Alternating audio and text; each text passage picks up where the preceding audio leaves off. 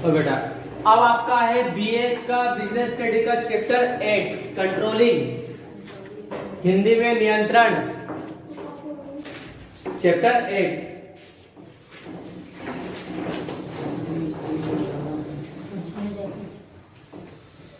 एक मैनेजर का आखिरी और अंतिम और सबसे महत्वपूर्ण काम होता है नियंत्रण, कंट्रोलिंग। अगर आप किसी बेटा बनस्वी अच्छे से बैठ जाओ,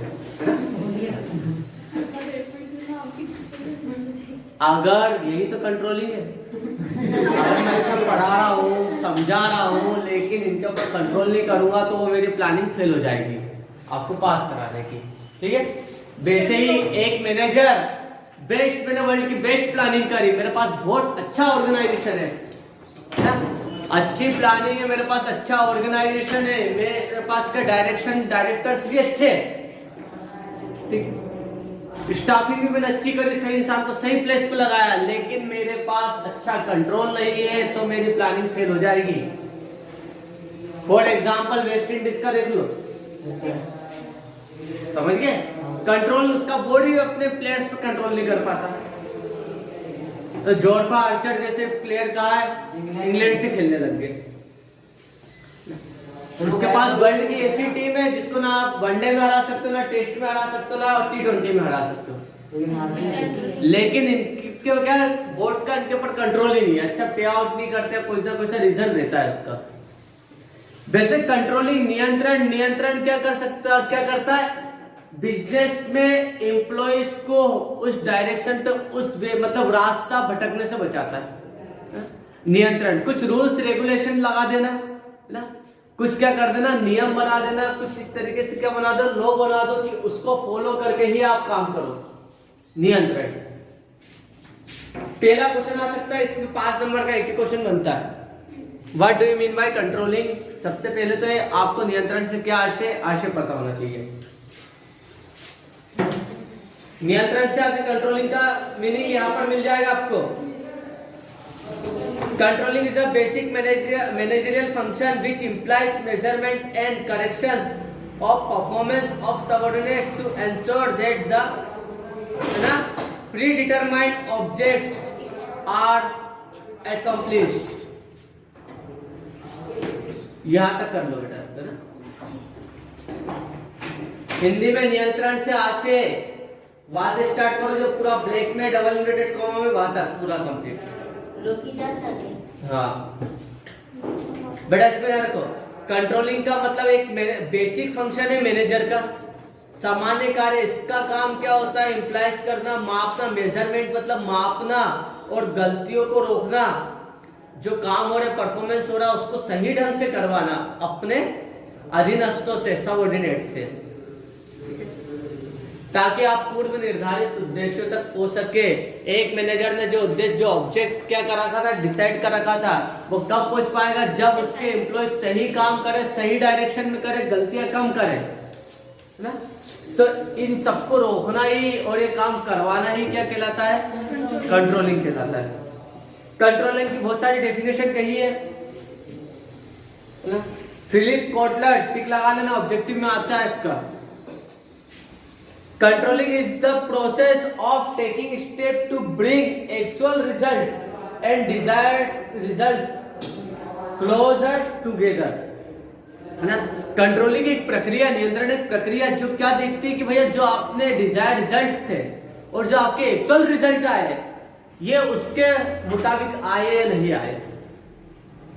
अगर किसी ने ये मना रखा कि मेरा 90% 12th में आना, वो क्या है, मेरा टारगेट है, वो मेरा डिजायर रिजल्ट है ना, इच्छित परिणाम है वो मेरे, तो अब आपको पता 90% के हिसाब से आपको परफॉर्म भी करना पड़ेगा।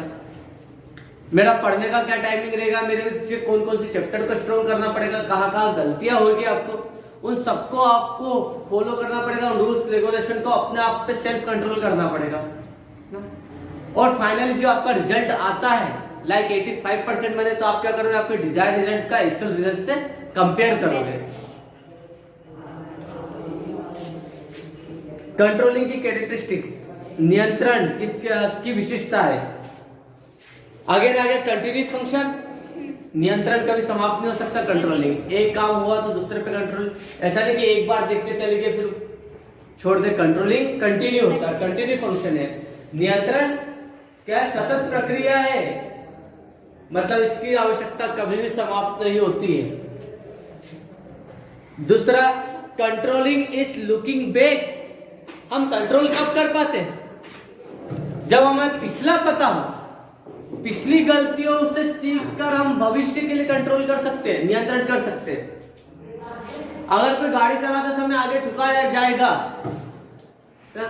तो भविष्य में क्या करेगा? स्लो चलाएगा, देख के सोच समझ के रूल्स रेगुलेशंस को, गवर्नमेंट्स के जो ट्रैफिक सिग्नल्स के रूल्स है उसको फॉलो करके चलेगा।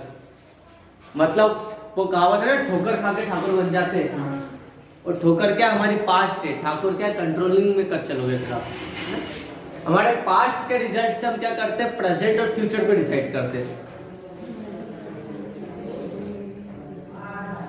Controlling is forward looking. आगे देखते हैं भैया, पास्ट को देख के फ्यूचर के बारे में डिसाइड करते हैं और उस हिसाब से काम करते हैं।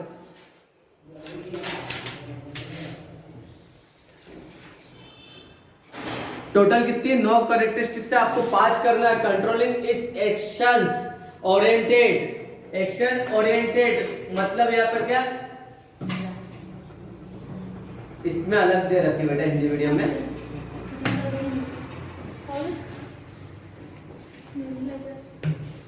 इसमें देख लो हिंदी मीडियम में। अच्छा, हिंदी मीडियम में 8 ही दे दी है क्या? तो मैं वो बताता जो दोनों में कॉमन है। कॉमन नहीं क्या? नहीं, कॉमन नहीं है इसमें। पहला तो मिल गया आपको, ठीक है। दूसरा जो इंग्लिश में कंट्रोलिंग इज लुकिंग बैक,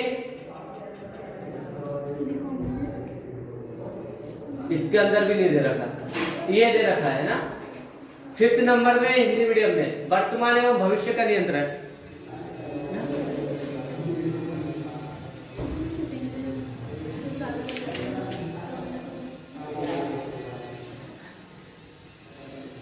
फिर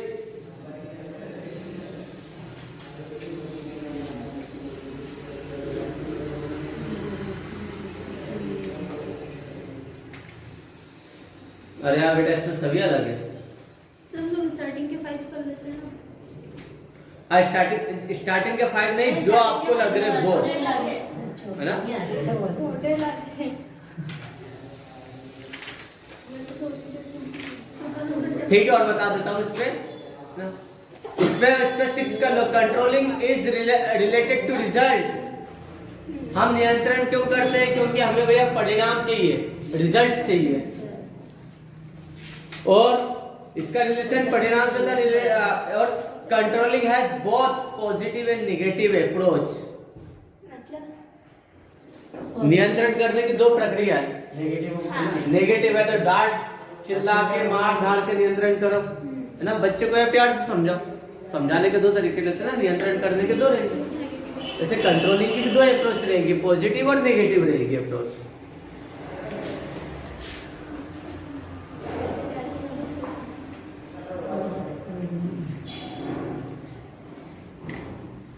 इसमें 8 नंबर पे दे रखा ना, नियोजन से गहरा संबंध है। यहाँ पे दे रखा है 8 नंबर में क्लोज रिलेशन विद प्लानिंग। इसका सबसे ज्यादा क्लोज रिलेशन रहता है प्लानिंग। हम जब प्लानिंग करते तभी हमें पता रहता कि भैया ये प्लानिंग तब सक्सेसफुल हो पाएगी जब हमारी कंट्रोलिंग इस तरीके से होगी। ठीक है, तो 5 नंबर में क्वेश्चन बन सकता है, नियंत्रण से क्या आशय, नियंत्रण की विशेषताएं बताइए। What do you mean by controlling, explain it's characteristics. अब आता है कि हमें जरूरत क्यों पड़ती कंट्रोल करने की। एक मैनेजर को अपने एम्प्लॉइज को, अपने कर्मचारियों को पर कंट्रोल करने की क्यों आवश्यकता पड़ती है? काम जल्दी हो जाए, प्रॉपर तरीके से हो, जो कंप्लीट हो जाए जल्दी से।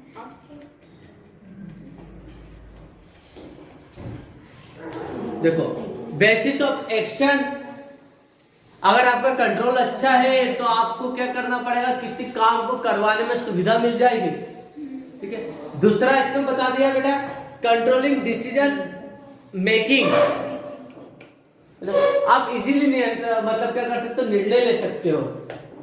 आपकी निर्णय लेने की क्षमता में भी क्या हो जाएगा, विकास हो जाएगा। आप इजीली क्या कर सकते हो, क्विकली डिसीजन ले सकते हो। हमारा कंट्रोल अच्छा, हमारे पास टीम अच्छी है, तब आपको सोचना नहीं पड़ेगा। अगर आपकी टीम मक्कार है, काम अच्छे से नहीं करती है, तो कोई भी डिसीजन आप लेने से पहले 10 बार सोचोगे कि अरे मैं डिसीजन ले रहा हूं, मेरा काम हो पाएगा कि नहीं हो पाएगा। फैमिली आपके बारे में डिसीजन लेने से पहले क्या सोचती है, जिसको पता है उसका बेटा मक्कार है तो डिसीजन लेने में घबराएंगे थोड़ा बहुत कि कर पाएगा, कि मैं डिसीजन ले रहा हूं लेकिन ये एक्चुअल में कर पाएगा कि नहीं होगा। तो क्या होता है, टीम के ऊपर डिपेंड रहता है। अगर टीम अच्छी है, आपकी प्लानिंग अच्छी है और आपके पास एम्प्लॉयज की कंट्रोलिंग अच्छी है, तो इंपॉर्टेंस क्या होगा, आप इजीली डिसीजन ले सकते हो।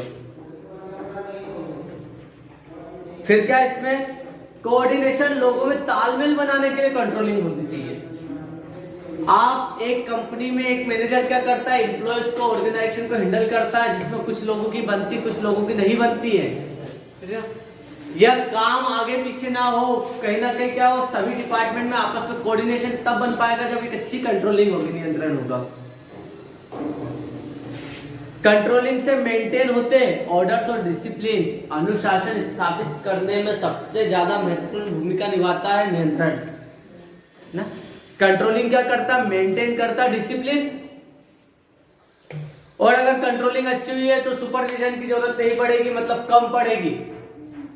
एक सुपरवाइजर को कब बार बार जरूरत पड़ती, जब भाई नियंत्रण कहीं ना कहीं कम हो, कंट्रोलिंग कम हो, ठीक है। और कंट्रोलिंग अच्छी होगी, हर इंसान अपना काम ईमानदारी से सही कर रहा है, तो सुपरविजन का काम क्या हो जाएगा, और आसान हो जाएगा। इसमें 5 पॉइंट कर लेना, टोटल 12 पॉइंट है इसमें कंट्रोलिंग के। इसका जो इंपॉर्टेंट क्वेश्चन है वो यहां पर आता है, essential element of an effective controlling system. एक अच्छे नियंत्रण प्रणाली की क्या बताना है, भूमिका बताना, ये आवश्यक तत्व बताना है। प्रभावशाली नियंत्रण के आवश्यक तत्व या लक्षण, ठीक है। Essential element of an effective controlling system. आपकी नजरों में एक अच्छी कंट्रोलिंग क्या होगी, कोई नियंत्रण करा, सिंपल है? एक कंट्रोलिंग प्लानिंग, एक अच्छा नियंत्रण प्रणाली क्या होगी, सिंपल हो, जो आसानी से लोगों को समझ में आ जाए कंट्रोलिंग में। दूसरा होगा सूटेबल हो, control must confirm to the nature and need of job and the areas to be control. It must be क्या लिखा, appropriate to need of business. यहां पर हिंदी में क्या लिखा, सेकंड पॉइंट में अलग अलग पॉइंट है क्या, बिजनेस पर तुरंत कार्रवाई हो, सूटेबल हो, मतलब यहाँ पे देखा एक श्रेष्ठ नियंत्रण प्रणाली जिसके अंतर्गत प्रमापों, विचलनों नहीं तो स्टैंडर्ड वो आ गया, वेरिएशंस आ गया इसमें।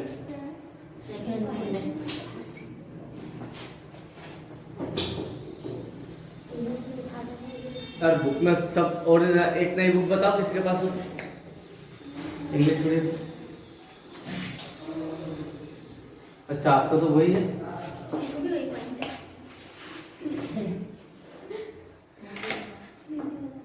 बेटा कुछ इसमें है ना, हिंदी मीडियम इंग्लिश मीडियम में नहीं हो रहा है, नहीं वो वाले बुक में भी वही प्रॉब्लम आ रहा है। चलो ठीक है, कहाँ पे क्या प्रॉब्लम आ रही है वो देख लेते हैं, कॉमन पॉइंट्स देख लेते हैं।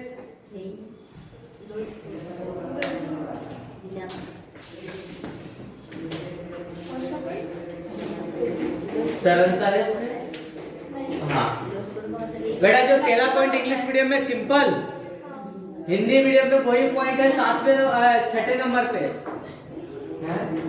6 नंबर पे। हाँ देखो एक सबसे अच्छा कंट्रोल क्या होता है, सरल हो, सिंपल हो ना। लिखा है यदि किसी नियंत्रण प्रणाली में त्रुटियां नियंत्रण प्रणाली उपक्रम की आवश्यकता के अनुकूल होनी चाहिए, है ना। नियंत्रण प्रणाली ऐसी होनी चाहिए जो कर्मचारियों को आसानी से समझ में आ जाए। कंट्रोलिंग करने का सिस्टम ऐसा होना चाहिए जो एक टॉप लेवल मैनेजमेंट बनाता है, तो एक है ना लेबर को भी समझ में आए, क्योंकि वो पढ़ा लिखा नहीं, वो समझदार नहीं इतना, तो आपको कंट्रोलिंग सिस्टम को ऐसे अप्लाई करना पड़ेगा, एक टॉप लेवल से लेके एक लोअर लेवल तक के भी क्या हो सके, एम्प्लॉइज को समझ में आ जाए। तो सिंपल हो। दूसरा दे दिया इसमें, एक मिनट बेटा, ये से इसमें लिख लो आप 4th नंबर वाला इकोनॉमिकल। इसके अंदर आपको दे दिया हिंदी मीडियम में लॉज है मितव्ययितापूर्ण, सस्ती हो। सर ये तो 5 नंबर पे। हाँ 5 नंबर पे, कॉमन पॉइंट दोनों में देख रहा हूं मैं। इकोनॉमिकल मतलब सस्ती हो। अब कंट्रोल करना तो बहुत सारे कंट्रोल के लिए कुछ ज्यादा ही एक्सपेंस कर देते कि अब लाइक अटेंडेंस के लिए थंब प्रेसिंग मशीन लगा दी है, ठीक है, फिर अंदर आया तो वो डिटेक्टर लगा दिया है कि कुछ बाहर ला ले जा नहीं सकते हो, फिर अंदर कैमरे हम लगा दिए, उसके लिए अलग से सिक्योरिटी सिस्टम बना दिया। पता चला आपका काम इतना महंगा था, ये कंट्रोल इतना करने की जरूरत नहीं थी। एक अच्छी कंट्रोलिंग ऐसी नहीं हो कि जरूरत से ज्यादा महंगी हो ना, कॉस्टली ना होना चाहिए। सबसे कम में सबसे अच्छा कंट्रोल करना है आपको, कम से कम पैसे में अच्छा से अच्छा कंट्रोल करना है। फिर इसके बाद क्या दे दिया इसमें,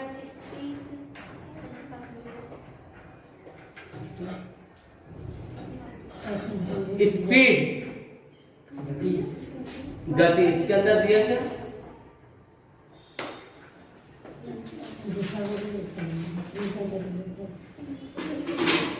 इसमें सेकंड वाला देखो, विचलन पर तुरंत कार्रवाई। बेटा एक अच्छी कंट्रोलिंग वो होती है जहां पर काम करने में तेजी आ सके। आप नियंत्रण कर रहे हो लेकिन कहीं ना कहीं क्या कर रहा है, काम करने में असुविधा हो रही है। देखो ओवर कंट्रोल करना भी बहुत वो हो जाता है। जैसे कुछ आजकल छोटे बच्चों पे हम क्या कर देते हैं, ओवर कंट्रोल कर देते।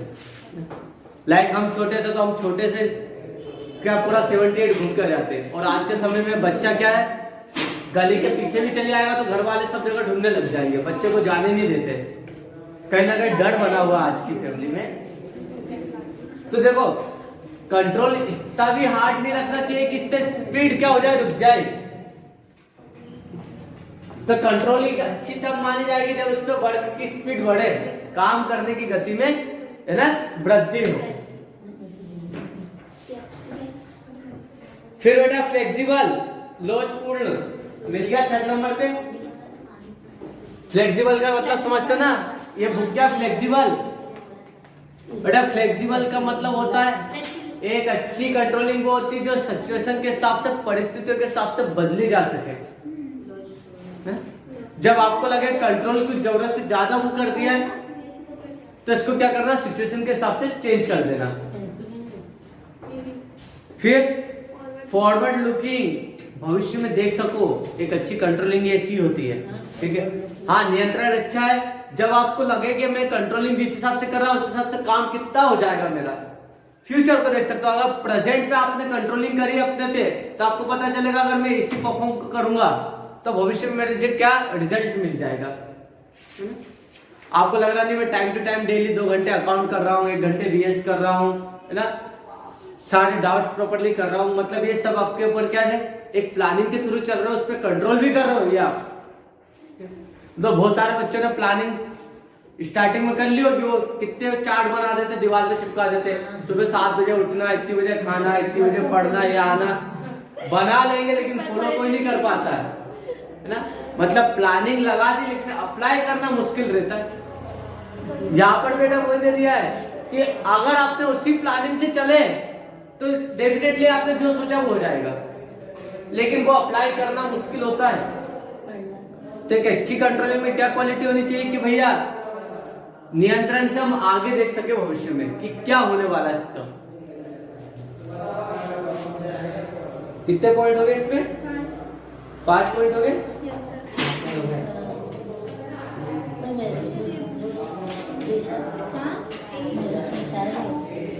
सिंपल भी तो है, सिंपल इकोनॉमिकल स्पीड है, फ्लेक्सिबल और फॉरवर्ड और एक ये भी कर लो, इंडिविजुअल्स रिस्पॉन्सिबिलिटी, व्यक्तिगत दायित्व को उत्पन्न करती है। इसमें नहीं है पॉइंट, उसको भी हिंदी मीडियम में नहीं है।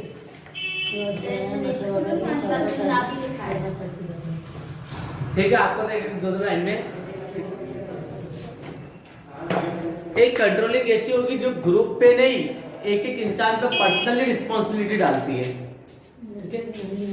कि भैया वो काम उसको करना ही है, ग्रुप पे डिपेंड ना रहे वो। इसमें कहा है controlling in order to effective must fix up individually responsibility of every negative deviations। Deviation क्या होता है? डेविएशन मतलब उतार चढ़ाव हुआ है ना।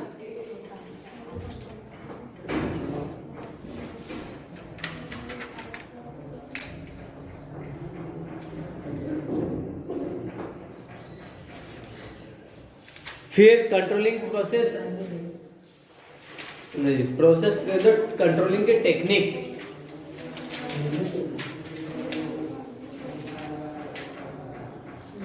बेटा नियंत्रण की तकनीकें,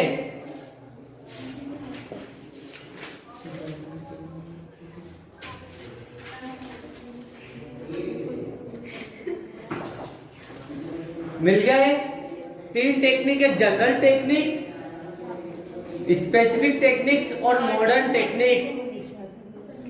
बेटा ज्यादा तो सामान्य तकनीक हो गया, विशिष्ट मतलब स्पेशल टेक्निक्स, और मॉडर्न आधुनिक आज के समय की टेक्निक्स हो रहे। जनरल टेक्निक्स बहुत आती है। कंट्रोलिंग इन फ्यूचर अगर आप किसी कंपनी में क्या हो गए, मैनेजर बन गए और आपको कंट्रोल करना, तो कंट्रोलिंग के आपको कौन कौन सी टेक्निक्स पता होना चाहिए। सबसे पहले टेक्निक आनी चाहिए general technique, controlling by motivation. अगर मैंने इससे इतना मोटिवेट कर दिया आपको क्यों पढ़ना है, फ्यूचर में ये करना, फैमिली कंडीशन देख के वो खुद ही अंदर से मोटिवेट हो गया, उस बंदे को मुझे कंट्रोल करने की आवश्यकता कम पड़ेगी, है ना। अगर एम्प्लॉयज को मोटिवेट कर दे कि आप इस कंपनी में आप क्यों काम कर रहे हो, अगर ये कंपनी अच्छा परफॉर्म करेगी तो आपके लिए क्या स्कोप है। अगर एक एम्प्लॉय को पता रहेगा उसका इंपॉर्टेंस, तो उसको फिर मुझे कंट्रोल करने की आवश्यकता कम पड़ेगी, क्योंकि वो सेल्फ मोटिवेट है ना। कंट्रोलिंग बाय अभिप्रेरणा द्वारा नियंत्रण। दूसरा बेटा दे दिया कंट्रोलिंग बाय ऑब्जर्वेशन, काम देखना, ऑब्जर्व करना कि ये काम कैसे कर रहा है ना, काम अच्छा कर रहा है कि बुरा कर रहा है। ऑब्जर्वेशन जैसे मैं कुछ लोगों को यहाँ पे ऑब्जर्व कर रहा हूं, मनस्वी का मुंह रोने ऐसा हो रहा है ना, क्या समझने में थोड़ा टाइम लगेगा ना बेटा, ऐसा तो नहीं कुछ भी नहीं आ रहा। अब मैं कंट्रोलिंग कर रहा हूं, तो कंट्रोलिंग में ना जैसे ये क्वेश्चन, इसमें खाली एक क्वेश्चन आपको समझना है जो आपको एग्जाम में जाए, है ना। तो पहला क्वेश्चन कौन सा है, ये जनरल सामान्य, मुझे नियंत्रण करना, मुझे आप पे करना, तो कंट्रोलिंग कब करूंगा, जब मैं आपको मोटिवेट कर दूं। समझ रहे कि मैंने आपको बता दिया कि आप क्यों काम कर रहे हो, अंदर से क्या हो रहा है, बहुत उत्साहित हो गया, तब मुझे कंट्रोल करने की, क्योंकि तब आपके अपने डेडिकेशन से वर्क करोगे उस काम को। दूसरा, या तो ऑब्जर्वेशन में आपका काम देखूं और उसमें गलतियां निकालूं, उसको सुधारूं, ठीक है। ये आपको क्या आपसे सुधराऊं, इंप्रूव करवाऊं। बहुत सारे देखते हो ऑब्जर्वेशन कि आपका काम देख रहे, ऑब्जर्व कर रहे हैं, चलो अच्छा काम करा, कुछ गलतियां करें, उन गलतियों को सुधराया जाए, आपसे फिर काम करवाया जाए, ऑब्जर्वेशन। अब controlling by auditing, internal audit और एक्सटर्नल ऑडिट, अंकेक्षण। एक जो सीए रहता है ना, चार्टर्ड अकाउंटेंट, उसका काम क्या रहता है, ऑडिटिंग करना रहता है। ऑडिटिंग का मतलब होना जांच पड़ताल करना। देखो अकाउंट संभालना सीए का काम नहीं रहता, अकाउंट संभालने का काम किसका रहता है, अकाउंटेंट का रहता है। एक कंपनी में मैं बता रहा हूँ, एक कंपनी में जो अकाउंटेंट है ना, व्यापार के सारे लेन देनों को क्या करता है, रिकॉर्ड करता फाइनेंशियल में। और जब साल भर के आपके अकाउंट बनते हैं ना, तो उस अकाउंट को पहुंचाया जाता सीए के सामने कि सर ये हमारे यहाँ की बैलेंस शीट है, हमारे यहाँ का प्रॉफिट एंड लॉस अकाउंट है, आप चेक कर लीजिए जो हमारे अकाउंटेंट ने जो अकाउंट संभाले, जो किए, वो सब सही है कि नहीं, ठीक है। तो सीए क्या करता, उसको चेक करता, नहीं भैया इस कंपनी के सारे अकाउंट सही है, बैलेंस शीट सही है, कोई गलती नहीं, इसमें कुछ क्या ना इनकम को तोड़ मड़ोड़ के प्रेजेंट नहीं करा। सीए उसके ऊपर क्या करता, सील लगाता और साइन करता है, राइट नहीं करता है। मैं राइट करने लग गया था, कॉपी चेक नहीं कर रहे हो। सीए क्या करता है, सील लगाता है, साइन करता है कि वो सर्टिफाइड करता है कि इस कंपनी के सारे जो स्टेटमेंट है वो सही है। देन फिर जाके वो कंपनी क्या करती है, टैक्स पे करती है। और सरकार, भारत सरकार क्या देखती है, क्योंकि हजारों कंपनियों के अकाउंट्स आते हैं, भारत सरकार देखती है कि सीए इसको सर्टिफाइड किया कि नहीं किया। अगर सीए ने सर्टिफाइड कर दिया, उसने लिख दिया कि यार इसका 50 लाख टैक्स है, तो कंपनी को कितना टैक्स भरना पड़ेगा, 50 लाख। सीए की सील और साइन का इतना बड़ा इंपॉर्टेंस होता है, समझे। जो कंपनियां करोड़ों का टैक्स भरती है, वो जो अकाउंट बनाती है, तो कौन सा अकाउंट? कोई profit and loss account, balance sheet ये बनाती है ना, तो ये सीए के पास रखती है कि भैया आप इसको सर्टिफाइड कर दो, हमारा इतना टैक्स बन रहा है। सीए ने सील साइन कर दिया ना, तो कोई भी टैक्स डिपार्टमेंट आंख बंद करके बिलीव कर लेगा कि नहीं भैया इसका इतना ही टैक्स बन रहा है। इसलिए कंपनियां सीए के हाथ जोड़ती की कोशिश करो हमारा टैक्स कम बने, हम कम से कम दे पैसा। तो सीए क्या करता, लीगली वो क्या करता, बताता उनको, सजेशन देता कि आप यहाँ पे पैसा इन्वेस्ट कर दो, ये काम कर लो, आपका टैक्स और कम हो जाएगा। फाइनली क्या करता, सेटिस्फाइड कर देता। तो ऑडिटिंग करना, ऑडिटिंग दो तरीके होती है। इंटरनल ऑडिट, जब कंपनी के अंदर का कोई अधिकारी फर्म को जांच पड़ताल करता है, और एक्सटर्नल ऑडिट मतलब कोई बाहर से अधिकारी आया है और जांच पड़ताल कर रहा है। जैसे कोई सी कंपनी जिसकी मल्टीपल ब्रांचेस है ना, तो अपने क्या करेगी, हेड ऑफ ब्रांचेस कुछ अधिकारियों को पहुंचाएगी ऑडिट करने के लिए कि जाओ जांच पड़ताल करो, सब कुछ सही हो रहा है। तो ऑडिट इंटरनल और एक्सटर्नल, मतलब जब कंपनी के अंदर का ही कोई अधिकारी आता है और जांच पड़ताल करता है कि काम सही चल रहा है नहीं चल रहा है, उसे इंटरनल ऑडिट कहेंगे। और जो बाहर का बंदा आएगा और देखेगा कि काम सही हो रहा है नहीं हो रहा, वो एक्सटर्नल ऑडिट। कंपनी को डर बाहर वाले से होता है, एक्सटर्नल ऑडिट से। सर जैसे एग्जाम में आपके वाइवा भी दो होते हैं ना, इंटरनल और एक्सटर्नल। इंटरनल मतलब मैंने लिया तो वो तो पता है, अरे सर तो अपने वाले है ना। इंटरनल ऑडिट, एक्सटर्नल वालों के सामने घबराते हैं ना। एक्सटर्नल वाले के सामने अगर सर पास में बैठ जाता तो सर की तरफ देखते हैं मदद हो जाए, ऐसा कुछ नहीं होता। मतलब डर हमें एक्सटर्नल से ही रहता है ना। एग्जाम में भी एक्सटर्नल आते चेकिंग करने, चीटिंग पकड़े कि नहीं, ये कुछ नहीं, इंटरनल तो हो ही रहा है कंट्रोल, लेकिन बाहर से भी फिर क्यों आते। तो बेटा कंट्रोलिंग कैसे हो सकती, मोटिवेशन के थ्रू, प्रोत्साहन द्वारा, ऑब्जर्वेशन द्वारा हो सकती है। ऑब्जर्वेशन मतलब अवलोकन द्वारा, अंकेक्षण द्वारा, ऑडिटिंग द्वारा। कंट्रोलिंग हो सकती है by setting, sorry by policy, कुछ नियम बना दिए। जैसे ट्रैफिक पे कंट्रोलिंग कैसे होती है, पॉलिसी सिग्नल्स के through.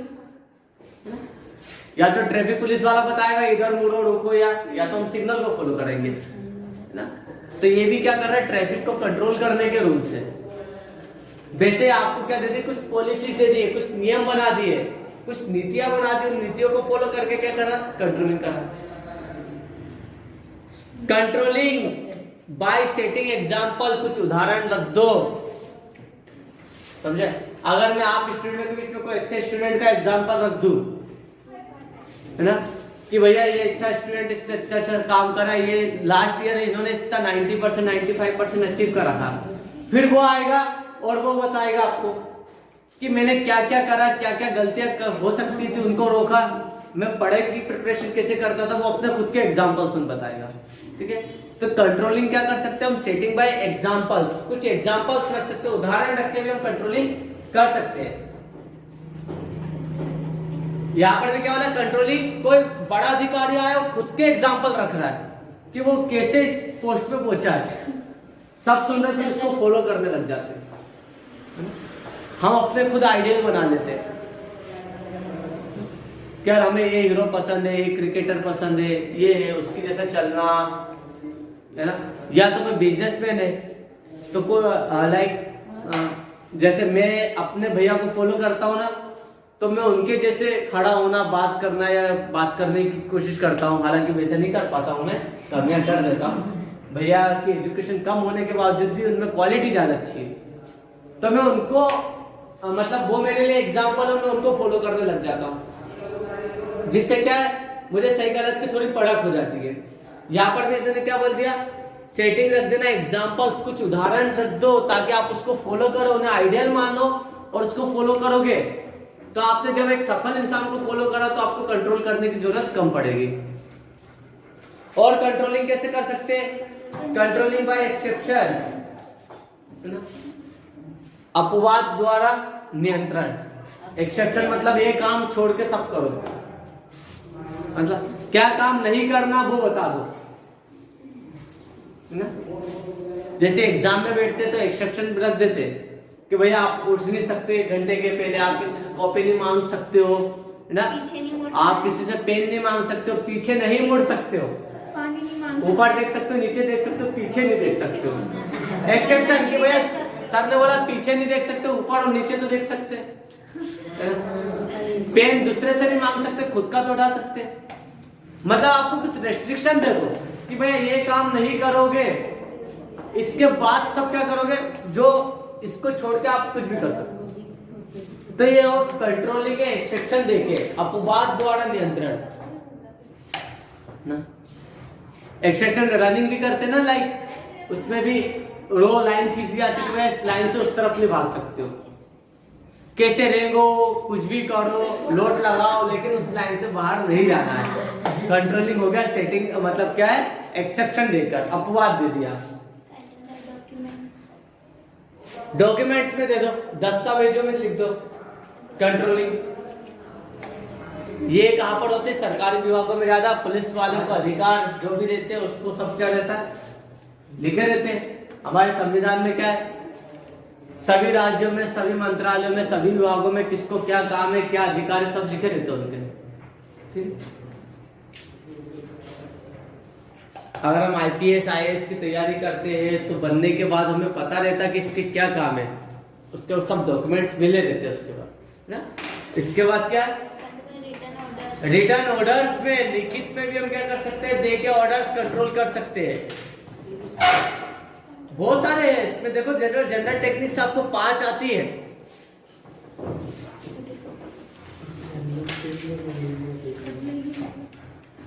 Controlling bye defined duties, कुछ इसको काम बता दो कि आपकी ड्यूटी, आपको ये काम करवाना है, तो ये कंट्रोलिंग हो जाएगी। बेटा नॉर्मल इसमें 5 पॉइंट है, करना कौन से भी।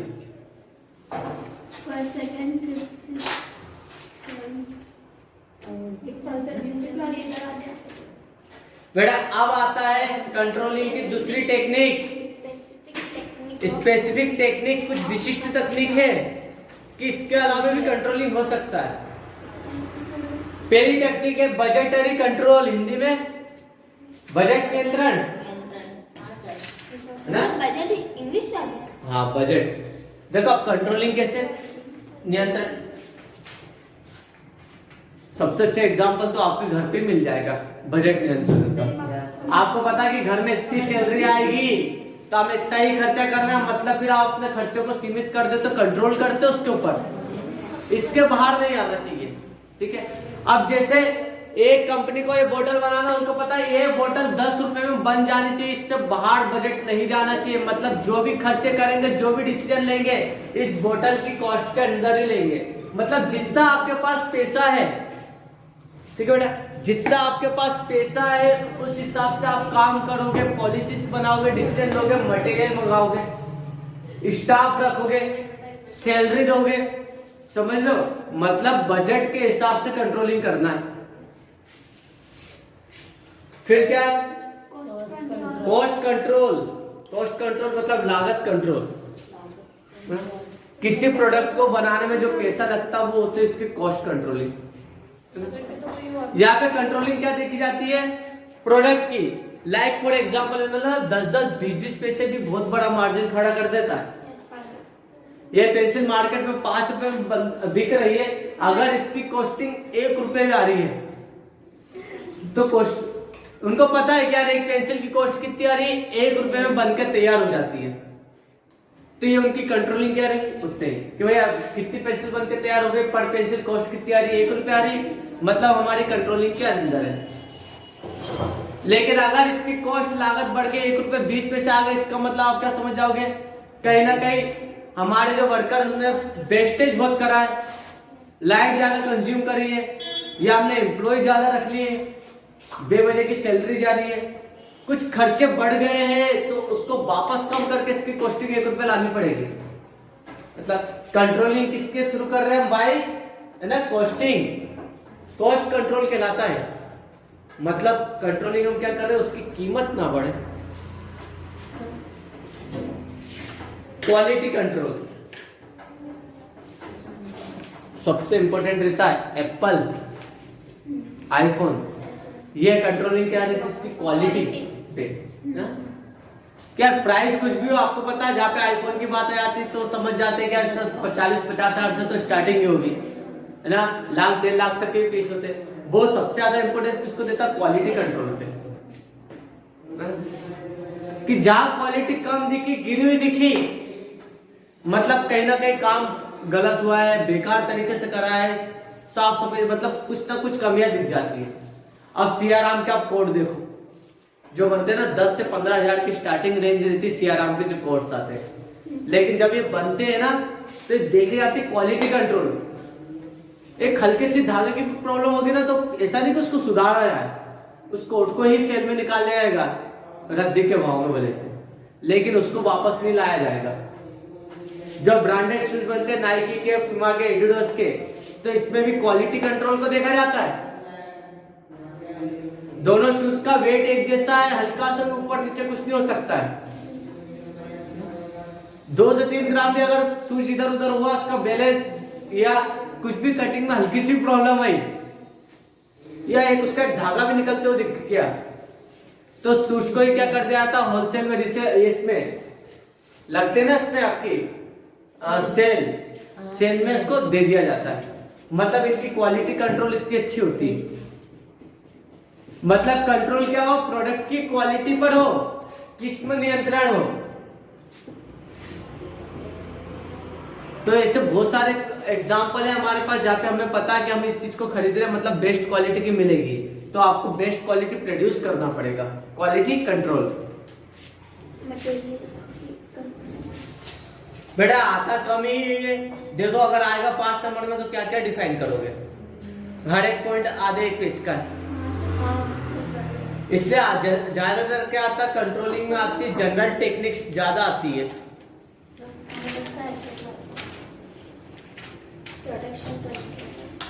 ठीक है, मटेरियल पे कंट्रोल करना, कब कितना मटेरियल, रॉ मटेरियल कितना रखना, work in progress, finish goods, इन सब के बारे में, है ना। Production control, break even analysis, ये आता है, अभी भी आता है, इसमें अकाउंट में भी आएगा, बीएस में भी आएगा। What is break even analysis, इसको कर लेना बेटा। अभी आपको 12 चैप्टर में भी आएगा अकाउंट में। What is break even analysis, Hindi में कहा जाता है बेटा सम विच्छेद बिंदु। विश्लेषण क्या, विश्लेषण, हाँ विश्लेषण, एनालिसिस विश्लेषण ही होगा, है ना।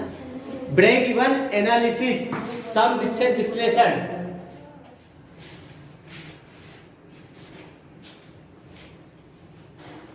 ये जो पॉइंट है, इसको ब्रेक इवन एनालिसिस क्यों कहेंगे, क्योंकि यहां पर क्या है, आपकी जो आपकी टोटल कॉस्ट है बेटा, किसके इक्वल आ जाती है आपकी,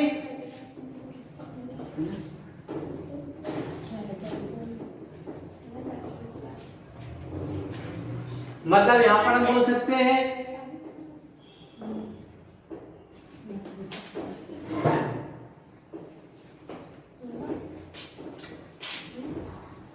नो प्रॉफिट नो लॉस। वह बिंदु, वह पॉइंट जहां पे फर्म को ना तो प्रॉफिट हो रहा है ना ही लॉस हो रहा है। मतलब फर्म ने इतना सामान बेच दिया है कि इसने अपनी सारी कॉस्ट निकाल ली है, स्टाफ के सबको सैलरी दे दी, सब रेंट दे दिया है, जितने का मटेरियल खरीदा था वो सब निकल गया है। बेटा फर्म के लिए सबसे इंपॉर्टेंट ये पॉइंट होता है, मतलब हम ब्रेक इवन पॉइंट तक पहुंच जाए, मतलब वह बिंदु जहां पे फर्म को ना प्रॉफिट हो रहा ना लॉस हो रहा है, मतलब यहाँ पे इनकी टोटल सेल इनकी टोटल कॉस्ट के बराबर हो जाए, वो पॉइंट क्या होगा, उनका ब्रेक इवन एनालिसिस होगा, है ना। ब्रेक इवन पॉइंट होगा, सम विच्छेद बिंदु।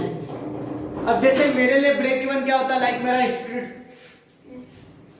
तो 10,000 रुपए तो रेंट, एग्जाम्पल में ना 10,000 रुपए रेंट है, लाइक 2,000 रुपए लाइट का बिल, 10,000 रुपए स्टाफ की सैलरी और 3,000 रुपए के अदर एक्सपेंसेस बता देता हूं मैं, तो टोटल 25,000। बेटा चुप रहो ना यार, कितने मनस्वी, क्या डिस्टर्बेंस कर रहे हो आज दोनों ही बात कर रहे हो, गलत बात है बेटा, है ना, इस तरफ ध्यान दो। 25,000 रुपए और लाइक अगर मेरे पास एक बच्चे के 500 आते, 500 से डिवाइड कर देता हूं, मतलब 50 बच्चे,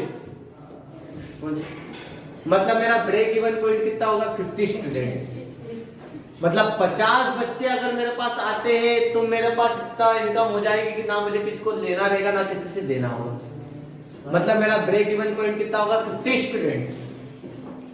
अब 50 के ऊपर एक एक्स्ट्रा बच्चा आया तो यहाँ पर मेरा क्या चालू होगा, प्रॉफिट, मेरी इनकम चालू हो जाएगी। एक बच्चा आया तो 500 रुपए घर ले जाऊंगा, क्योंकि 25,000 तो एक इसमें से सबको देना पड़ेगा, तब मैं एकदम जीरो कर जाऊंगा। अब इसके ऊपर एक एडिशनल बच्चा आया तो मेरी इनकम चालू हो जाएगी, एक आया तो 500, 2 आया तो 1000, 10 बच्चे आया तो 5,000, मतलब ये क्या हो गई, मेरी इनकम चालू है। मतलब ब्रेक इवन एनालिसिस ऐसा है ना, ऐसा पॉइंट होता है जहां पे फर्म को ना प्रॉफिट हो रहा ना लॉस हो रहा है, इसलिए हर एक फर्म के लिए सबसे इंपोर्टेंट पॉइंट होता है यहाँ पे, मतलब हमारी टोटल कॉस्ट आ जाती है टोटल सेल्स के बराबर। तो उन्हें भी पता होना चाहिए, देखो मेरे को पता है, मैंने अपना एनालिसिस कर लिया, पॉइंट बता दिया, सेट कर दिया 50 स्टूडेंट मिनिमम, तो मैं किस पे पहुंच जाऊंगा, ब्रेक इवन एनालिसिस पे। अब मुझे इस पॉइंट को टारगेट करके ही पूरा कंट्रोल करना है। अब इसके बाद बेटा return on investment, ROI, ratio analysis, ये सब अपन अकाउंट में पढ़ेंगे डिटेल में, चैप्टर आएगा पूरा रेशो एनालिसिस का, है ना। चैप्टर 12 है, 11 आपको मिलेगा उसका कंपैरिजन बनाना का स्टेटमेंट बनाना है, और 11 से चालू 12 से आएगा आपको रेशो एनालिसिस, अकाउंटिंग रेशो, है ना, ये सब आएंगे उसमें। रिटर्न ऑन इन्वेस्टमेंट आएगा, ratio analysis, liquidity, solvency, profitability, turnover ratio, ये नहीं, उसमें टोटल 26 फॉर्मूले हैं, हर एक फॉर्मूले में दे रखा है इसमें। अभी निकाल लेना अकाउंट का, देख लेना चैप्टर 12 जो बताया कि वही है कि नहीं, सब मिल जाएगा।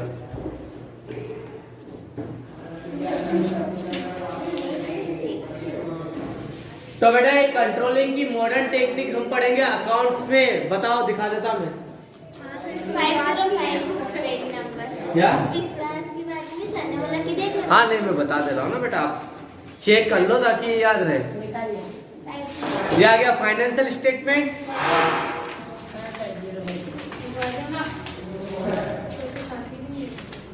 ये अगला चैप्टर आ गया अकाउंटिंग रेशो। एक मिनट, एनालिसिस के बाद बेटा चैप्टर एक आगे 13 में आ गया, ये आ गया चैप्टर 13 अकाउंटिंग रेशो, है ना। इसके अंदर जैसे आपने क्या बोला, रेशो एनालिसिस में अकाउंटिंग रेशो आ गया, ये आ गया लिक्विड रेशो,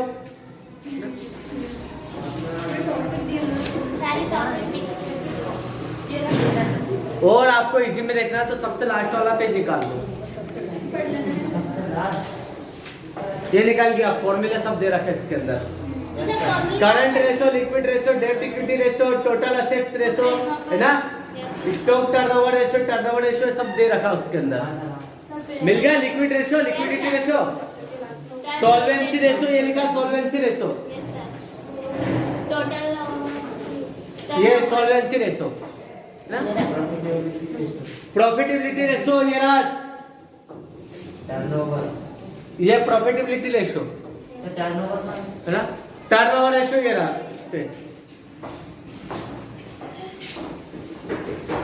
ये fix asset turnover ratio, working capital turnover ratio, trade payable turnover ratio, turnover ratio पूरा है।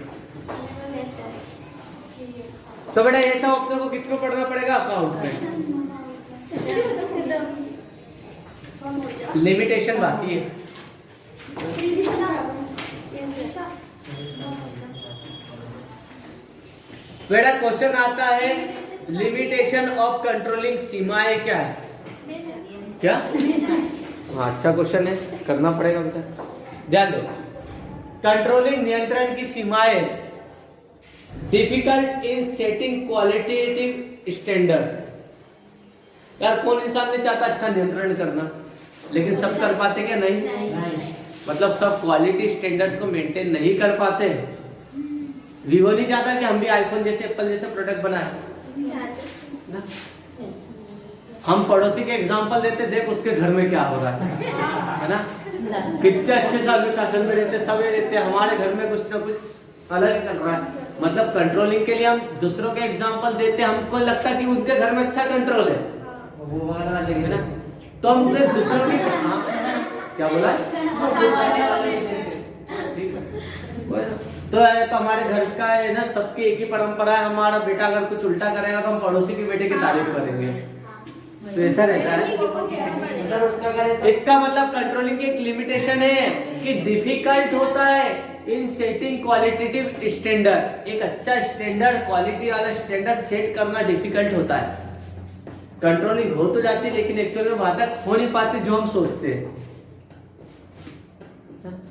फिर रेजिस्टेंस फ्रॉम एम्प्लॉइज, इसमें क्या सेकंड में अच्छा दे रखा, कर्मचारी द्वारा विरोध कर देते। आप कर्मचारी हो, आपके घर वाले क्या है? मैनेजमेंट मैनेजर है। कंट्रोलिंग जरूरत से ज्यादा हो जाएगी तो आप विरोध करने लग जाओगे, है ना।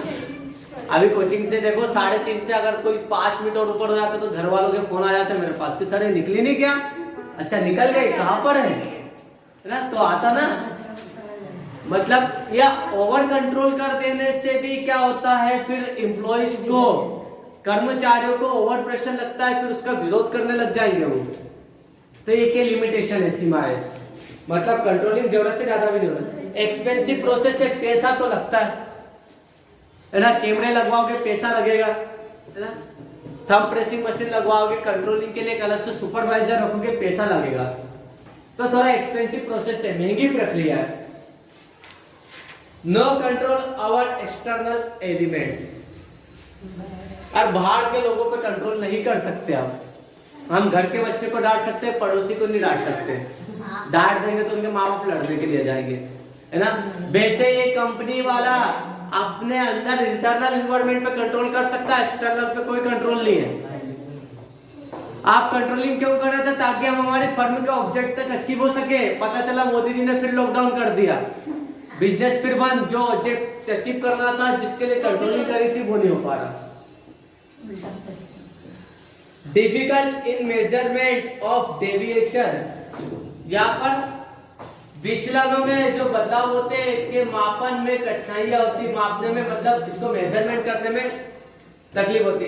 दे रखा कई बार विचलन क्या होता है, जो आपने टारगेट अचीव सोचा था और जो अचीव करा है, आप सोचते देखो 90% मुझे चाहिए था, आए 85%, 5% किस कारण कम हुए, वो कारण आपको पता नहीं चल रहा है ना। तो कंट्रोलिंग उसके कारण जो पता चल जाएगा तो उसको सुधारना बहुत मुश्किल है। मुश्किल इसलिए मैं सीए कर रहा था ना, जब हमारा रिजल्ट फेल का आता था ना, तब हम सोचते थे, बैठ के चर्चा क्या होती, यार देख अपन को हफ्ते में एक बार नहाते हैं, खाने का अपने को सही से टाइम नहीं मिलता है, तो बेंच पे बैठ के ही खाना खा रहे, उठने का भी टाइम नहीं देता है ना, पीठ तक अकड़ गई है। कई बार कई एग्जाम के पहले 2-4 दिन सब सोना बंद कर देते, ऐसी हालत हो जाती, आधे 1 घंटे 2 घंटे की नींद थी, ठीक से सोए, तब भी फेल कैसे हो गए? डेविएशन तो पता नहीं चल रहा है क्या, हमने स्टैंडर्ड रिजल्ट क्या देखा था, एक्चुअल रिजल्ट क्या रहा हमारे हाथ में। तो कई बार क्या हम कितनी अच्छी कंट्रोलिंग कर लेते, फिर भी हम अपने अच्छे परिणाम पे पहुंच नहीं पाते हैं, तो उसके अंदर जो किस कारण नहीं पहुंच पाए वो नहीं पता चल पाता था। हालांकि वो कारण बहुत टाइम बाद पता चला मुझे। उसका रीजन ये है कि हमारी स्टडी, हमारे देश में एमपी में हमारा जो पढ़ाई का स्तर है बहुत गिरा हुआ है, जो हमारा बेस था वो निकल चुका है। कुछ ऐसे हैं जिनको सीबीएसई आईसीएसई पैटर्न से पढ़े हुए हैं, वो हमसे आधा से आधा एफर्ट लगाते थे, फिर भी बहुत ग्रुप निकाल देते, आईपीसीसी निकाल देते, तो और हम रात दिन पढ़े कर रहे हैं, क्योंकि हमने स्टार्टिंग से वो स्टैंडर्ड मेंटेन नहीं कर रखा था। अब एक इंग्लिश का पूरा पेज आ गया, उसको पढ़ने में परेशान है, हमने आज तक वंडर ऑफ साइंस में 10 बार चक्कर खा गए, समझे ना।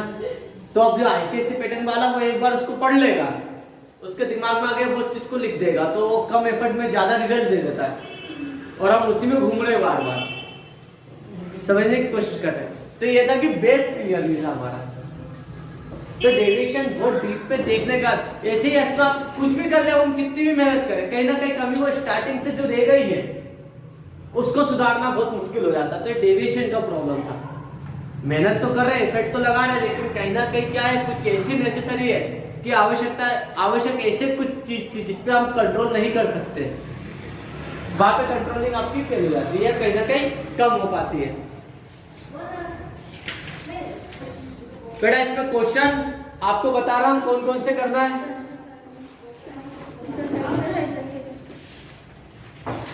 पीछे से लगा लो, ठीक। 40 नंबर का question, explain any 5 characteristics of controlling. नियंत्रण की 5 विशेषताएं बताइए। मिल गया?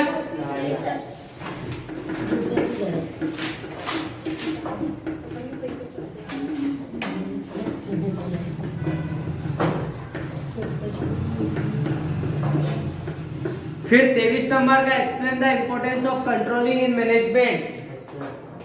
प्रबंधन में नियंत्रण की के महत्व को समझाइए।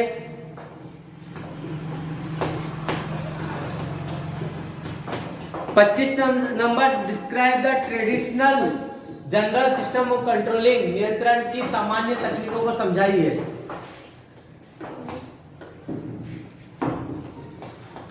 29, state the limitation of controlling. नियंत्रण की सीमाएं बताइए। एक मिनट बता रहा हूँ।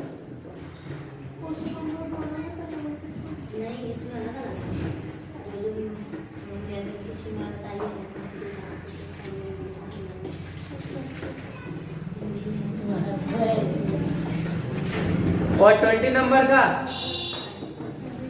State the essential element of an effective controlling system. एक अच्छी नियंत्रण प्रणाली के आवश्यक तत्व बताइए। मिल गया?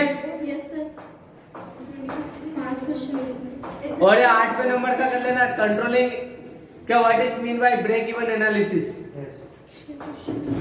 और 10 बजटरी कंट्रोल्स पे शॉर्ट नोट। बस कंप्लीट हो गया। ये तो ऊपर के 2 छोटे थे, हिंदी मीडियम में बता देता हूँ। मिल गया आपको सब? बेटा नियंत्रण की 5 विशेषताएं। 14 नंबर में फिर आया आपको 20 नंबर का, फिर 28, 28 और 25 नंबर और 29। ठीक है बेटा।